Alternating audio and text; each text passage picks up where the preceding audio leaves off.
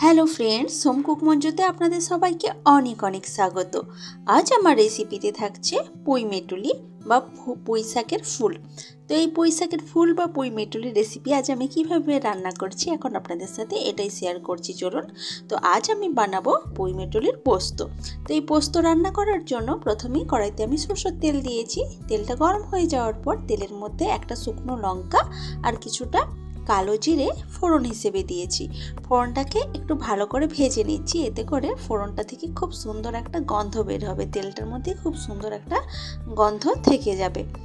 তো ফোড়নটা ভাজা হয়ে গেছে। এখন এই তেলের মধ্যে আমি দিয়ে দেব টুকরো করে কেটে রাখা আলু। পোস্ততে আমরা আলু যেরমভাবে কেটে থাকি, আলু পোস্ত করলে সেরমভাবে আমি কেটেছি। তো সেই আলুগুলোকে এখন ভেজে নিচ্ছি। আলুগুলোর গায়ে সুন্দর একটা লালচে কালার আসা পর্যন্ত কিন্তু ভেজে নেব।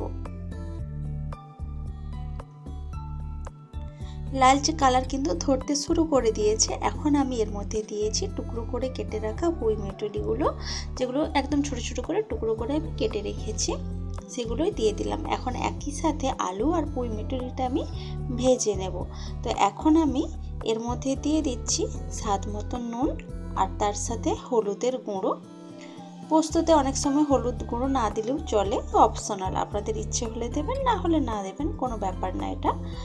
তো আমি দিয়েছি, সামান্য হলুদ গুঁড়ো দিলাম। এখন নুন আর হলুদ গুঁড়ো দিয়ে একটু ভালোভাবে ভেজে নিচ্ছি আলু আর পুঁই মেটুলিটা।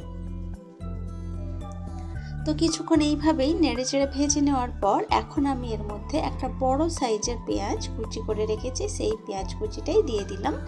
এখন পেঁয়াজ কুচিটাকেও এর সাথে একই সাথে ভালোভাবে ভেজে নেব।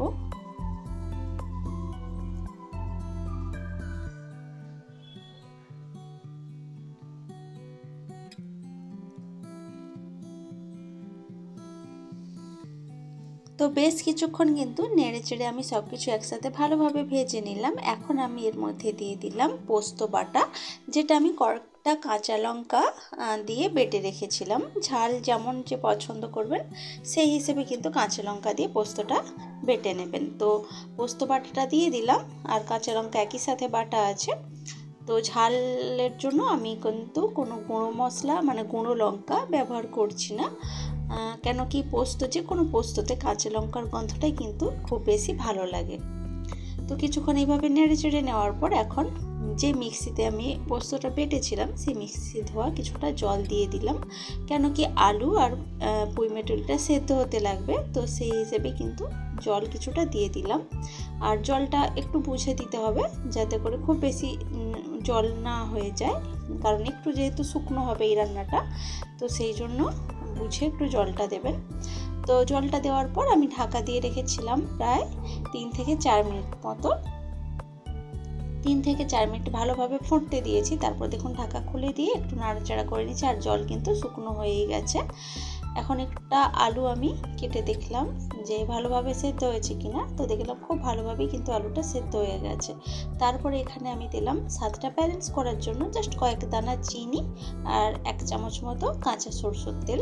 কাঁচা সরষের তেলের ঝাঁঝালো গন্ধটা এই পোস্তটার মধ্যে খেতে খুব ভালো লাগবে। তো চিনি আর কাঁচা তেলটা দিয়ে সব কিছু একসাথে আবার ভালোভাবে মিশিয়ে নিচ্ছি। এরপর আমি ঢাকা দিয়ে গ্যাসটাকে বন্ধ করে রেখে দেবো স্ট্যান্ডিং টাইমের জন্য। একটু ঠান্ডা হয়ে যাওয়ার পর আমি সার্ভ করে দিয়েছি। দেখুন, দেখতেও ভীষণ ভালো হয়েছে আর খেতেও এটা কিন্তু গরম ভাতে খুবই ভালো লাগে। রেসিপিটি আপনাদের কেমন লেগেছে সেটা কিন্তু অবশ্যই আমাকে কমেন্ট করে জানাবেন। ভালো লাগলে লাইক কমেন্ট শেয়ার করবেন এবং প্লিজ আমার চ্যানেলটি সাবস্ক্রাইব করে আমার পাশে থাকবেন। তো আজকের ভিডিওটা এ পর্যন্তই থাক, দেখা হচ্ছে অন্য কোনো দিন অন্য কোনো ভিডিওতে অন্য কোনো রেসিপির সাথে। তো আজকের মতো টাটা, বাই বাই।